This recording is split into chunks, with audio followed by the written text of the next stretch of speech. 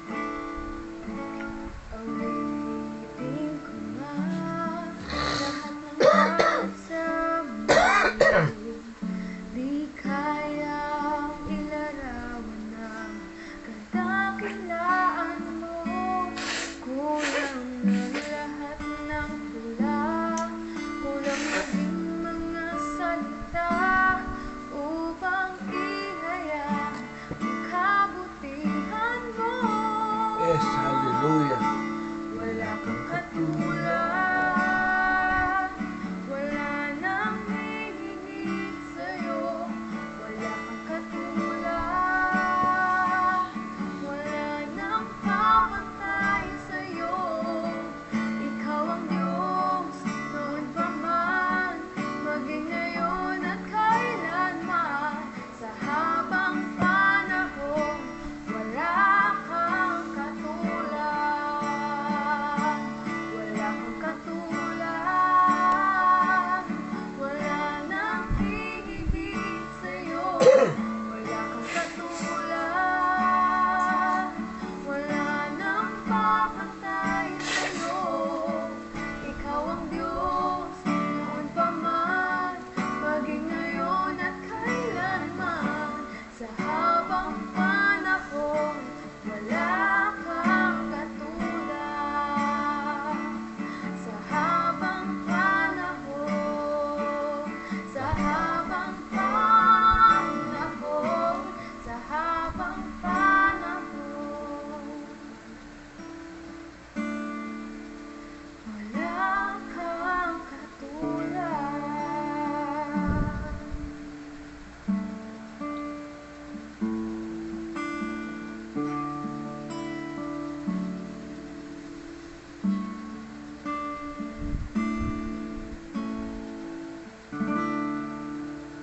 Ayan. Sabi po ng awitin, wala pong katulad ng ating Panginoon, ng ating Diyos. Silang po ang nag-iisang Diyos natin. So, magandang umaga po sa inyong lahat. Muli, ito, Ate Yuling, Kuya Efren, Pastor Yoli, magandang umaga sa iyo. At maraming salamat sa patuloy na pagsubaybay nyo sa ating programa. At patuloy po tayo sa umagang ito. Pero bago po ang lahat, tayo po ay dumulog muna sa ating Panginoon. Tayo po ay manalangin. O dakilang Diyos, sa mga pinupuri ka namin sa umagang ito. At nagpapasalamat kami sa iyong kabutihan sa buhay namin. Sa pag-ibig mo na patuloy na ipinadadama sa bawat isa sa amin. Ganon din, salamat Ama sa patuloy na pagkalinga mo sa amin. Sa iyong patuloy na pagsubaybay, sa iyong patuloy na pag-aaruga sa amin. Salamat Ama, dahil hindi mo kami iniwanan o pinabayaan. Sa lahat ng probisyon na pinagkakalob mo sa aming mga pangangailangan. Salamat Ama, dahil ikaw ang Diyos na pinagmumulan ng lahat ng mga ganung bagay. Salamat po o Diyos. Sa umagang ito, na patuloy na ikaw naman po ang patuloy na sasama sa amin sa aming gagawin. Lalo na ito sa pag-aaral ng iyong salita, sa kapangyarihan ng iyong banal na Espiritu.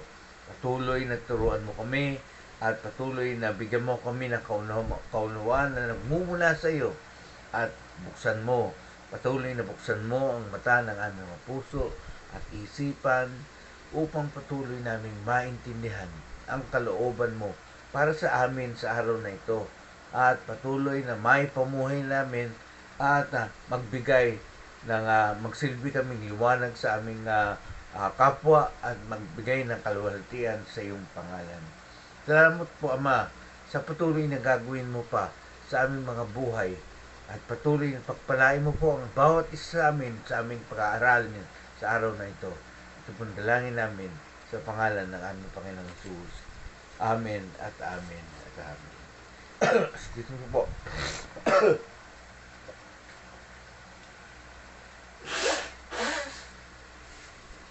Ayan, nasipon na naman po ako ng maayos.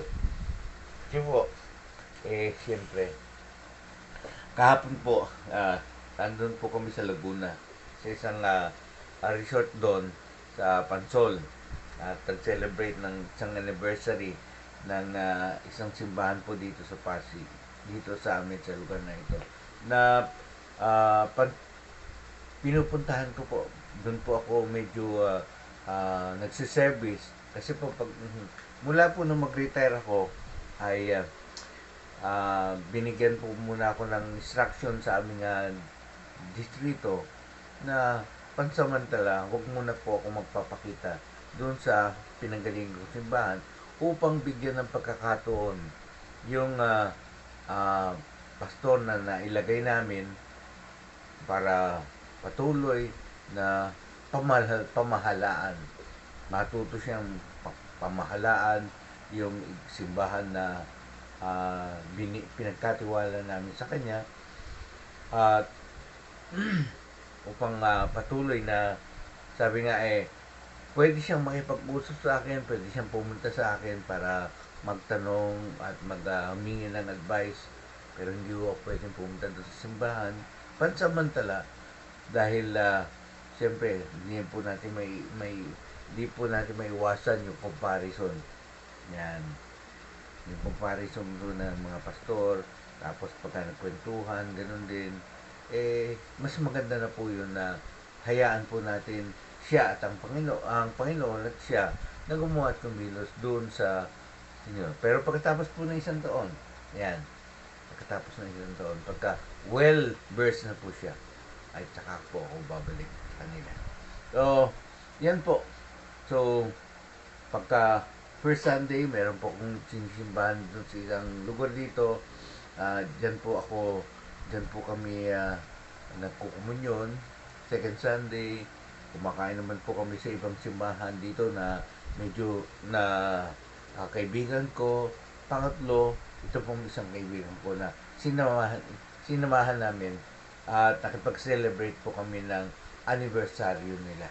At purihin po ang Panginoon dahil sabi ko nga kanina ay nakita ko ang katapatan ng ating Panginoon sa kanila kung paano nila in-raise up yung mga kabataan, yung mga batang musmus pa na ngayon ay ginagamit na ng Panginoon at naglilingkod na rin sa Kanya. Meron po doon nagpe-preach, meron po doon yung mga nasa worship team, at meron po doon yung mga nagba-Bible study. Kaya pinupuri ko ang Panginoon sa kabutihan at sa patuloy na pagkalinga ng Panginoon sa kanila. Kaya salamat po. Nagpapasalamat ako sa Panginoon at binabati ko po yung HC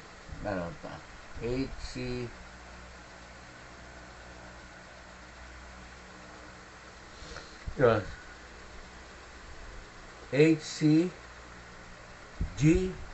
yan. HCGC, pero hindi ko na po babanggitin yung pangalan. Tama na po yun. At patuloy na binabati ko rin sa umagang ito ang ating kaibigan si Pastor June Mordeno, ang kanyang asawa at ang kanyang mga anak. Ganun din yung kanyang mga yan, kung nandiyan ka Jo ay magandang umaga din sa iyo. So, pasensya na po kayo at medyo na-late ako kasi po dahil nga kahapon niya ay nasan nga ba ako? Kahapon nga po ay nandun ako sa isang lugar na sama-sama kaming natutulog at ayoko naman po makaistorbo dahil siyempre pagod, puyat, tapos gigising maaga. Pinatay ko po yung aking alarm. Yung alarm ko po dalawa, isang alas 4 at isang alas 5. So nung magtumulog lang yung alarm ko, alas 5:30 na. So siyempre, mag-prepare, i-ayos ko po yung ating mga kaya po ako na-late. Pero purihin po ang Panginoon. Na-late man lang tayo, pero patuloy po tayo sa ating gagawin para sa Panginoon. Dahil, ito po yung ating pagkain ng ating spiritual, pagkain ng ating kaluluwa, upang patuloy po tayong lumakas at tumatag lalo na sa panahon na ito na patuloy na gumagawa at kumikilos ang kaaway upang linlangin ang mga mananampalataya, ang tao, mundo, at higit sa lahat, ang mananampalataya. Diyos ko po.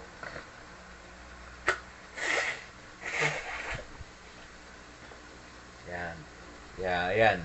Nasipon na naman po ako dahil medyo bumabad po tayo doon sa mainit na tubig. Kasi nga po, titest ang unang kasama ng apo ko na nandun sa swimming pool. Kaya lang medyo, sabi niya, umiral yung kanyang, ang pangalan to, yung kanyang vertigo. Kaya sabi niya, ikaw na muna. So, napilitan po akong bumaba at sinamahan ko po yung aking apo. Pero nakakatuwa dahil malaki na po yung improvement niya sa kanyang paglangoy at napakadali po niyang maturuan.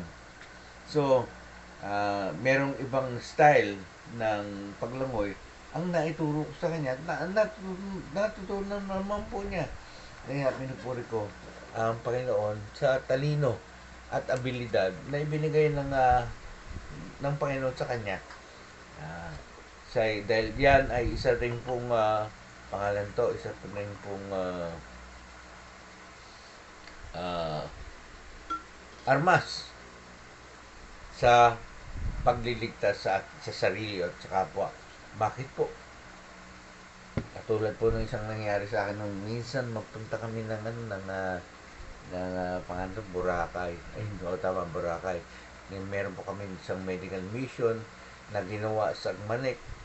At dahil sa katuwaan namin, katapos na po yung aming medical mission, ay sinabi po ng aming host na sige, ang recreation natin ay lipat tayo.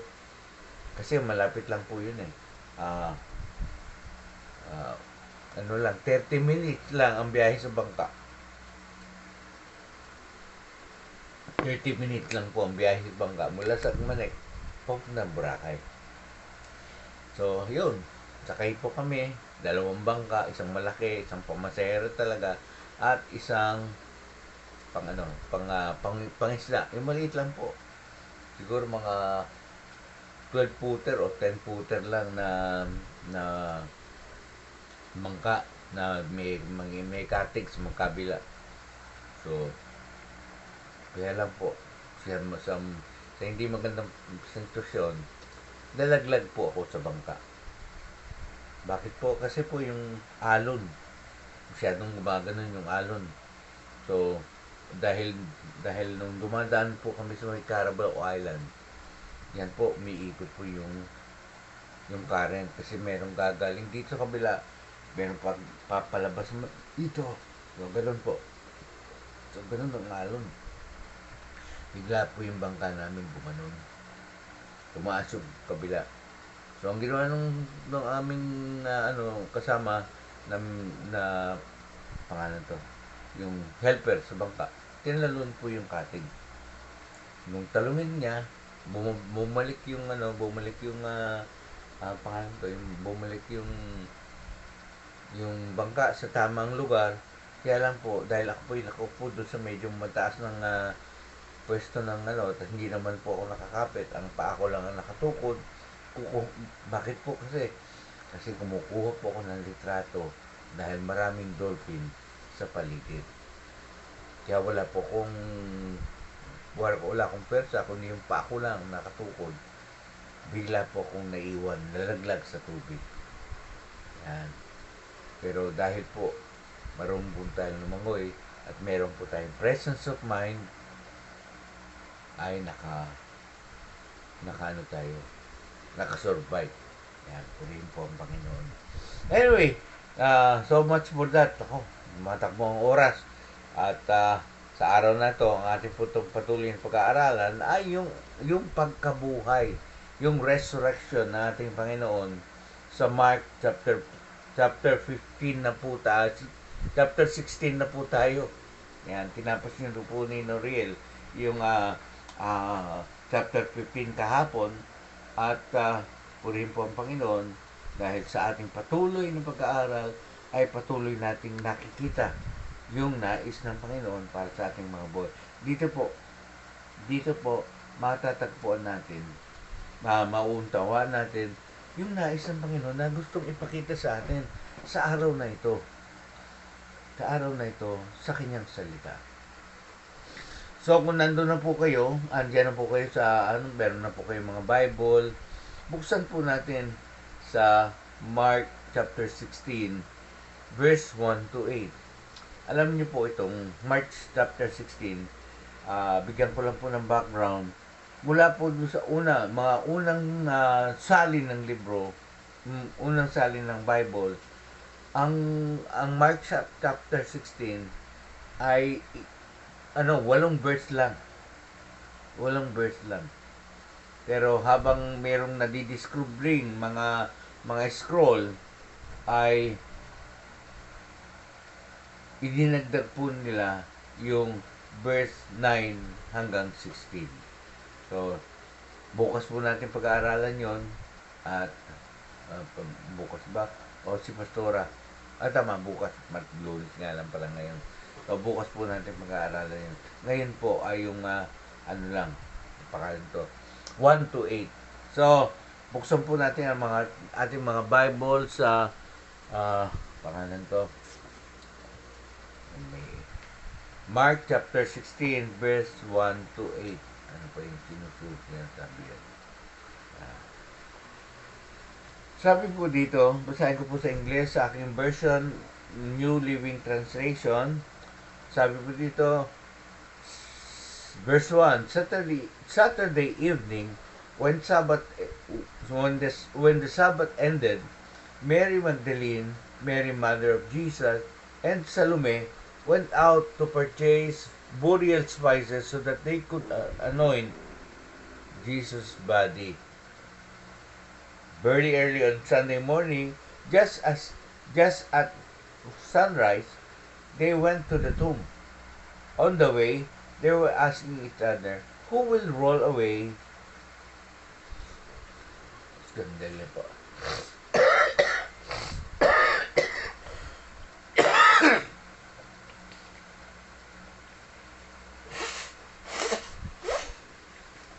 Yan, tumumpong na naman po. Who will roll away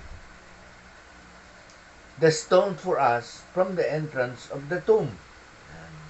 But as they arrived, they looked up and saw that the stone, which was very large, had already been rolled aside. When they entered the tomb, they saw a young man, clothed in white robes, sitting on the right side. The women were shocked. But the angel said, do not be alarmed. You are looking for Jesus of Nazareth, who was crucified. He isn't here. He is risen from the dead. Look, it is where he laid his body. Look, this is where he laid his body. They laid his body. Verse 7. Now go and tell his disciple, including Peter, that Jesus was going ahead of you to Galilee. You will see him there, just as he told you before he died. The women fled from the tomb, trembling and bewildered, and they said nothing to anyone because they were frightened. Yan, tingnan na po, mayroong paliwanag dito. Most of the ancient manuscript of Mark concluded with this verse. Sabi sabihin, yung mga ancient manuscript ng Book of Mark ay natapos na dito sa verse 8. Pero nung sila ay mag-report kay Peter, at pagkatapos nung magpakita si Jesus, ay si Jesus mismo ang nagsugo sa kanila papunta sa silangan. Mula sa silangan papunta sa kanluran, na dala ang banal na mensahe. Yung banal na walang hanggang mensahe. Unfailing message. Yan. Of salvation that gives eternal life. Yan. So, dinagdagan po nila. Kaya ako sinabi kanina, ay yung mga old manuscript, yung mga old text ng Mark ay hanggang 8 lang. Pero pagkatapos po ng resurrection, dinagdagan po nila. Yan.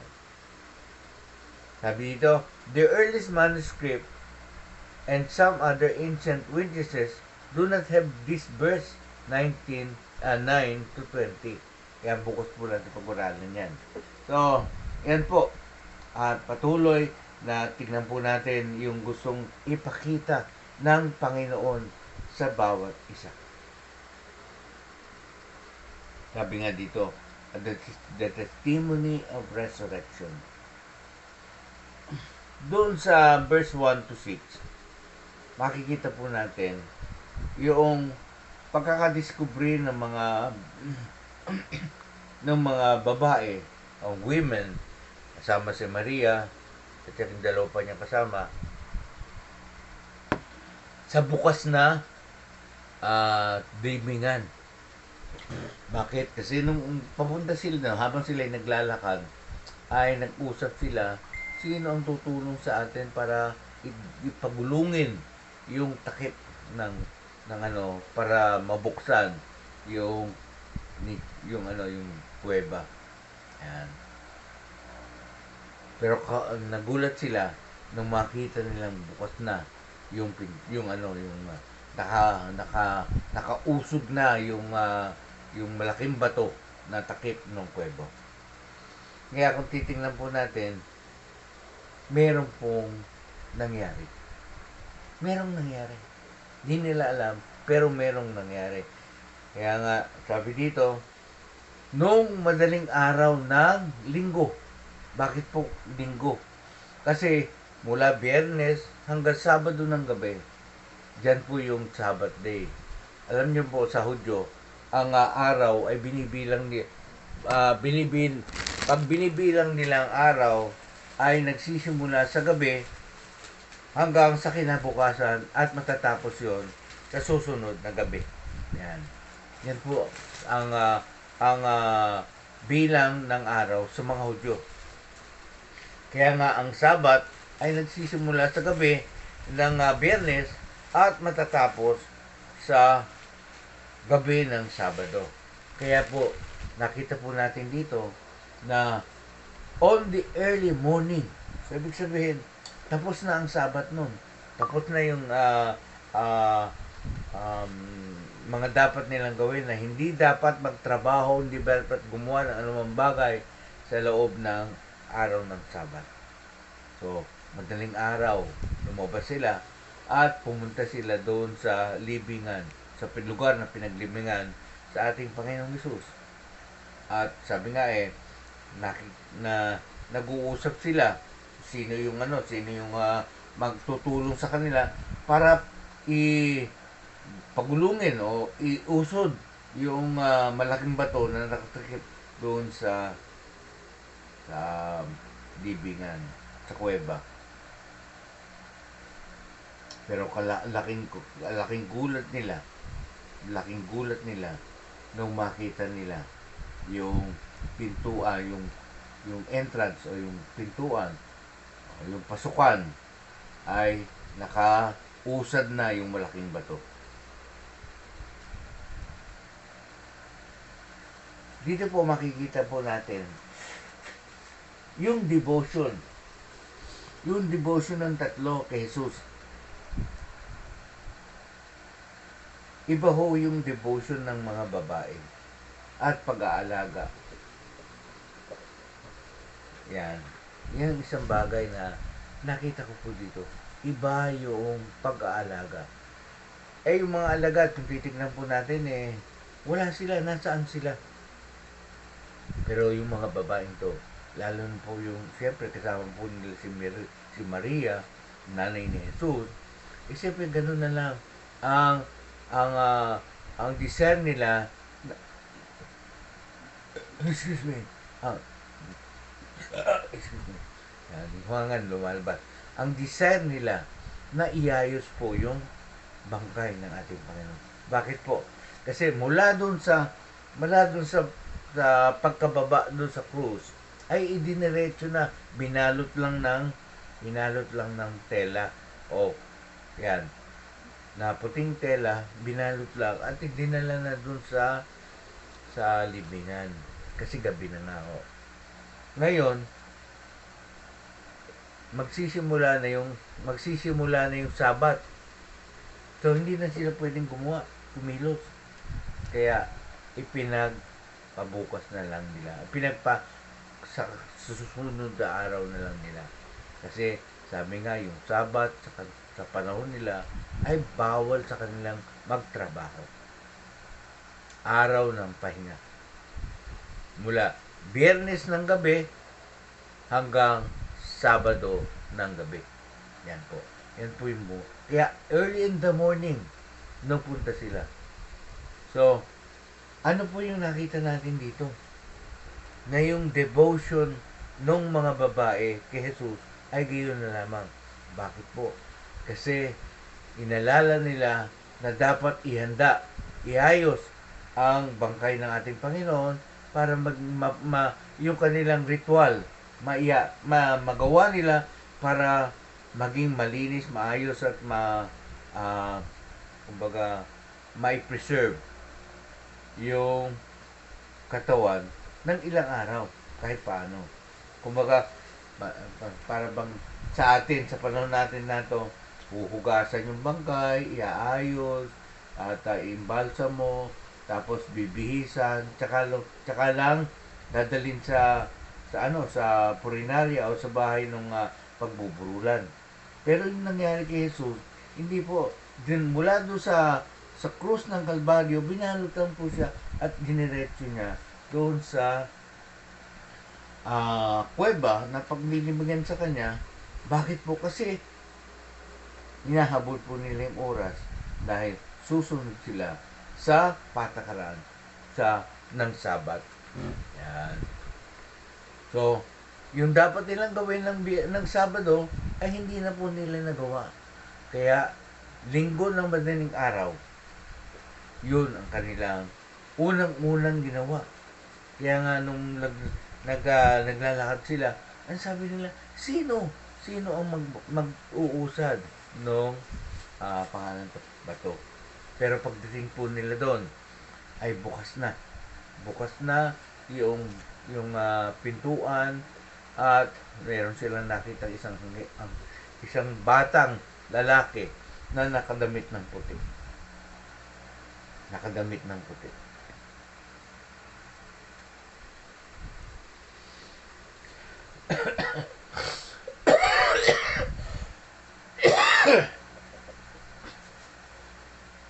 Yan. Yan po yung epekto ng mainit at malamig. Siyempre, pagkagaling mo sa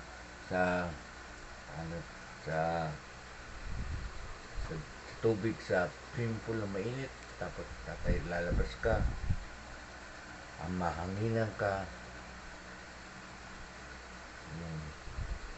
yung pagbabago ng klima, yun po na naman na nag-trigger nitong ilang araw na pong hindi ako sinisipon, hindi ako numubo.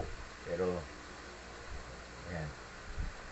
Yun po kasi yung na pilit at palagi ko mong ipinapanalangin sa Lord na tanggalin na po sa akin.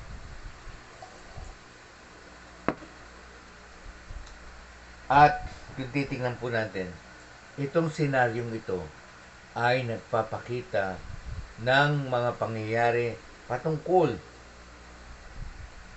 sa pagkabuhay ng ating Panginoon, na hindi ito pwedeng gawing katang-isip lamang. Kung titingnan po natin at patuloy nating babasahin, merong mga sinulat sa Book of Matthew, Book of Luke, na patungkol dito sa resurrection. Pero, dito muna po tayo. Huwag po muna tayong lumipat ng ibang libro.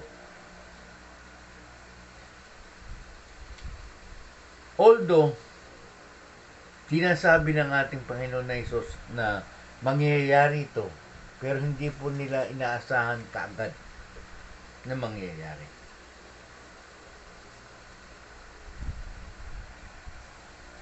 Hindi nila inaasahan.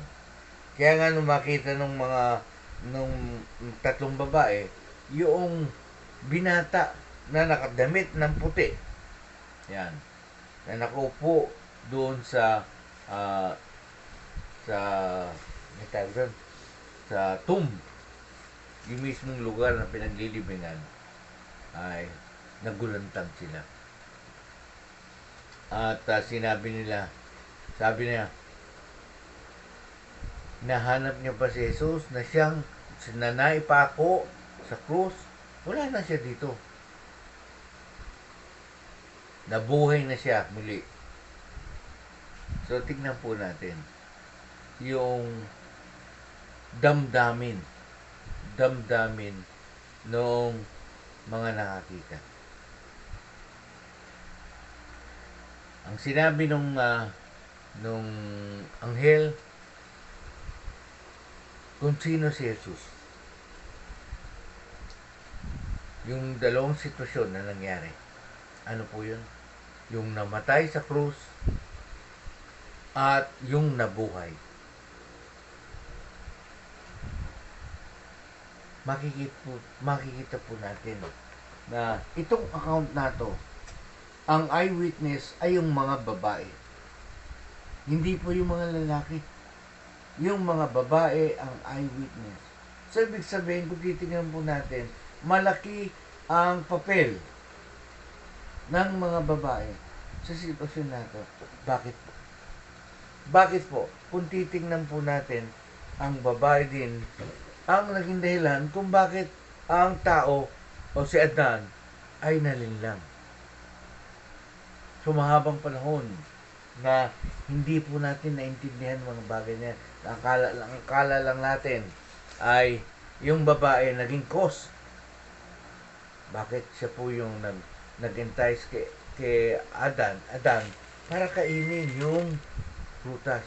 At mula nung kainin ni Adan ay nagkaroon na ng pagbabago ng sitwasyon sa buong mundo.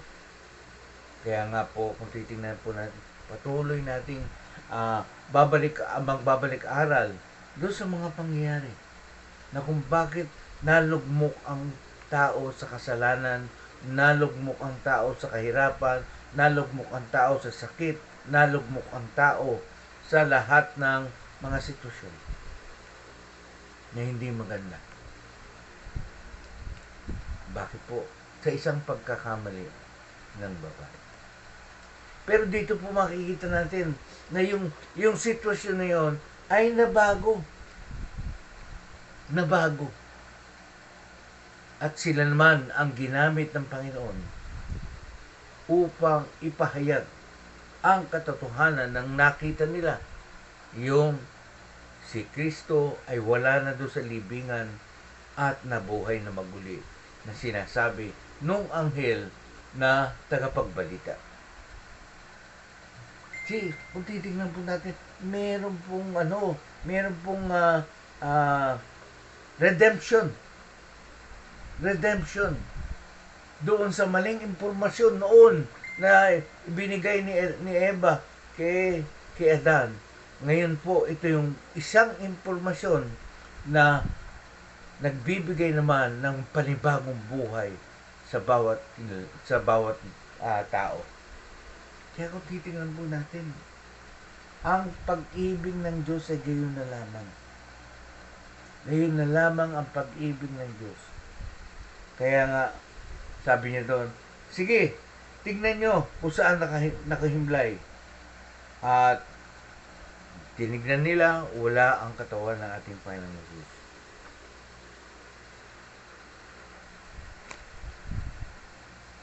Pero, kung titignan po natin at tuloy natin uunawain, ano ang plano, ano ang pakay ng mga babae sa oras na yun? Ang sabi po sa to prepare the body of Jesus for burial. So, ibig sabihin, inilagak lang muna pansamantala yung katawan ni Jesus at hindi pa naaayos para sa kanyang libing. So, dun pa lang nila iaayos yung katawan ng ating Panginoon Jesus para sa kanyang proper burial. Kumbaga, inilagak lang siya doon. Pero, ang nangyari, pagdating po nila doon, wala na. namuhay na ng maguli. Bakit po? Eyewitness sila. Nakita nila na wala ng laman yung pinaghihigaan sa ating Panginoon. Sabi nga nung batang lalaki, yung binata na nakaupo doon, nakasuot ng puti, he is risen. Nabuhay na siyang maguli. At yung pangyayari niyan ay nasulat na sa history. Nakasulat na sa history. Yan. Na nagpapakita at nagpapatotoo na yung salita ng Diyos ay totoo. So, ano bang makikita po natin dito? Ano po? Dapat nating i-consider, dapat nating unawain ang ibig sabihin ng empty tomb. Empty tomb. Ano ba ibig sabihin? Ibig sabihin, yung pagkatao, yung buong pagkatawan ni ating Panginoong Hesus, hindi dumaan sa pagkabulok, kundi nabuhay na maguli. Bagamat si Jesus ay namatay sa krus at inilibing, gaya ng isang kriminal, pero ang katotohanan, namatay siya na walang kasalanan. Dahil sa pag-ibig, dahil sa sakripisyo, dinala niya ang lahat ng kasalanan ng buong mundo. Yan. Ang pagkamatay ni Jesus sa krus ay kabayaran sa kasalanan. Subalit, ang kanyang muling pagkabuhay, yan, ang muli niyang pagkabuhay, di ba, pagka tayo nagbayad, dapat, lalo na sa panahon na to, dapat humihingi tayo ng resibo. Ano yun? Katunayan na meron kang binayaran.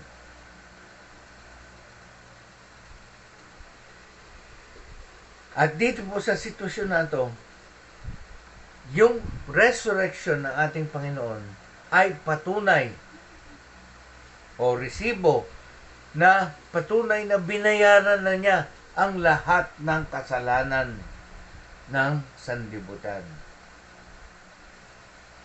At yun po yung resibong ipinapakita niya sa Ama. Ama, bayad na po lahat ng kasalanan ng sanlibutan. Yan po ang isang bagay na dapat nating maunawaan. Maunawaan natin. So, tignan nyo Una, yung redemption sa babae. Yung panlilinlang ng kaaway sa kanya, yung enticement na ginawa niya kay Adan ay nagkaroon ng redemption sa pamamagitan ng pagbabalita na si Jesus ay nabuhay na. Yan, isang bagay po yan. Pangalawa, na yung kamatayan ng ating Panginoon, yung empty tomb, ay nagpapakita na natapos na yung plano ng Diyos para sa kaligtasan ng tao. Binayaran na yung kasalanan sa pamamagitan ng kanyang kamatayan at ipinakita yung resibo sa pamamagitan ng kanyang resurrection. Kaya nga, binigyan ng angel yung mga babae ng mensahe. Wangin ko lang binanggit. Yung binata na nakaputi, binigyan niya ng mensahe ang mga babae. At tingnan niyo po yung mensahe. Balikan po natin yung mensahe na yan. Balikan po natin. Tingnan po natin.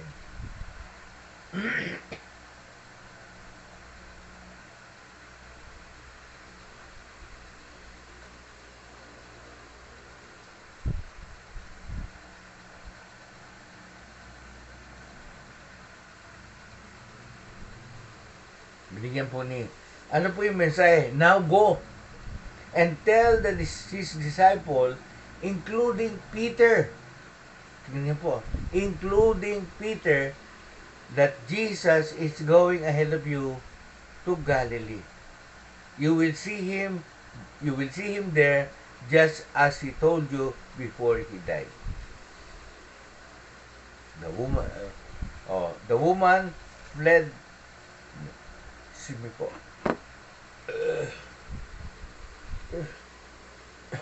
Bakit yung hangin? Yan.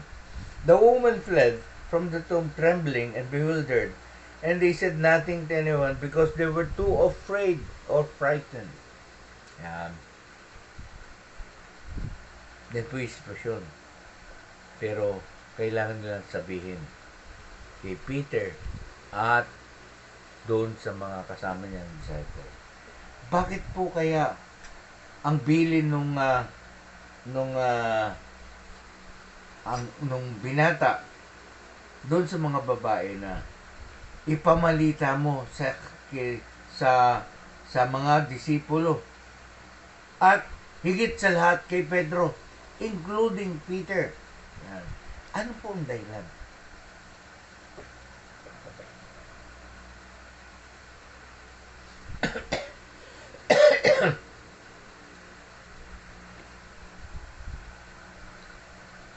Kung titignan po natin, para bang imbitasyon lang ito. Oh, so nagbilin yung anghel na puntahan si makipagkita kayo kay Jesus sa Galilee dahil parang gano'n nagbilin na may imbitasyon na makikita sa Galilee. Pero ang makikita po natin diin ay yung si Peter, huwag niyong kakalimutan. Kung rephrase. Si Peter, huwag niyong kakalimutan, hindi malalaman to. Bakit po kaya? Bakit po kaya na kailangan ni Peter na malaman to? Kung titignan po natin, patuloy nating unawain yung sitwasyon na ito. Lapos-lapos lang tayo. So, di bale, nagsimula naman tayo ng alas 7. So, another 15 minutes. Another 15 minutes. So, dahil doon sa ginawa ni Peter, doon sa pagkakanulo, na nangyari kay Peter? Diba na-depress siya at nagkaroon siya ng pag-iisip na tumalikod na lang. Dahil anong ginawa niya? Pagkatapos ng mangyari, bumalik na lang siya sa sa kanyang trabaho, sa pangingisda.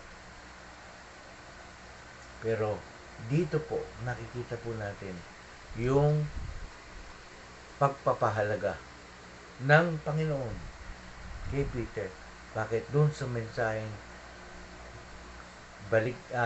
ipamalita nyo to sa kanyang mga alagad at higit sa lahat kay Peter, huwag nyong kakalitaan. Bakit po? Merong gagawin maganda ang Panginoon kay Peter. At dyan po ay makikita natin doon sa John, yung ginawa ng ating Panginoon kay John, kay Peter, doon sa Book of John, nandun po yung restoration ng kanyang kaluluwa, restoration ng kanyang isip, maging panatag ang kanyang isip, at restoration na doon sa kanyang ministry. So, kung tikita po natin na dalawang restoration ang nangyari po dito. Isang restoration para doon sa redemptive situation para doon sa mga babae na nag-cause ng dahil hindi naman sinasabi kundi sa babae na nag-cause ng sitwasyon na ito na magkaroon ng hindi magandang sitwasyon para sa buong mundo, na naghari ang kasamaan. At kung titingnan pa po natin, sabi nga ng Bible, wickedness will increase At nangyayari na po yung wickedness na nangyayari ngayon. Oh, to name of you, yung sinasabi na binabamalita na yung daw COVID ay kasinungalingan. At ginagamit lang ng mga taong gustong bawasan ang mundo. Ano po yun? Sinister po yun. Plano ng kaawayan. At kontrolin ang lahat ng bagay sa mundo. Kaya yung power, authority, yung wealth, yung at gawing alipin ang tao. Yan po yan. At sino po merong plano nun? Ano po sabi ng John chapter 10 verse 10? The thief cometh to steal, kill, and destroy. Yan po yung plano ng kaaway. Nung nanlinlang kay Eva na kasamang nalinlang din si Adan. Pero yung redemptive action or redemptive plan ng Panginoon, ng Diyos, ay makikita po natin doon sa verse 10b. Ano sabi doon? I have come that they may have life full and abundant. Bakit po? Kasi ang plano ng kaaway, nakawin, sirain, wasakin at patayin. Pero ang ating Panginoong Jesus ay magbigay ng buhay. Bakit sabi pa noon John 14 verse 6, I am the way, the truth, and the life. Yan. No one comes to the Father except through me. At itong ginawa ni Jesus, yung resurrection na ito, ay isang daan para ang tao ay may balik sa Ama. Yan po yung redemptive action o redemptive plan ng Ama na pinadaan sa ating Panginoong Hesus. At unti-unti niyang nire-redeem yung mga sitwasyon na nagbunga ng siya. Kaya yung babae ay doon sa kanyang pagkakamali ay binigyan niya ng pinabagong pagkakataon para magbigay ng magandang balita. Bakit yung unang balita ay hindi magandang balita yun? Nag-cause ng kasalanan, nag-cause ng sa tao. Subalit ito, magandang balita. Kanino naman? Sa lalaki. Hallelujah! Sa lalaki. Magandang balita sa lalaki. Yung lalaki na, yung babae noong unang panahon na naghatid ng hindi magandang balita o kasinungalingan, ay ngayon, itong babaeng naman sa panahon na ito ay naghahatid ng isang magandang balita. A sacred and holy, a message of salvation. Kaya nga, kung titingnan po natin, napakaganda. Yan po yung essence na sinasabi ng Panginoon sa atin. Makita po natin yung ginawa na kahit nandoon yung resurrection ay nagbunga ng redemption. Sino unang nabago, nagkaroon ng redemption? Yung ginawa ng babae. Pangalawa ay yung redemption para sa tao. Peter symbolized the redemption. Bakit? Itinakwil ng tao ang Diyos. Pero si Peter ngayon, sa pamagitan ng Peter, isi-symbolize niya yung redemptive restoration ng tao. Purihin po ang Panginoon. Nahi po'y manalangin.